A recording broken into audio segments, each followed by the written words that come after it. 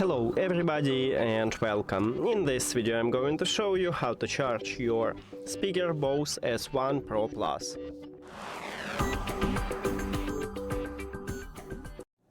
All you need to have for this is just a power cord, what you receive in the package, and it looks like this.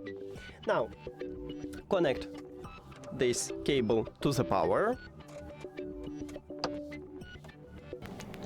And after that, connect power cord to the power port. And it located at the back side of the speaker. Right here we have this port. So we need to connect it here.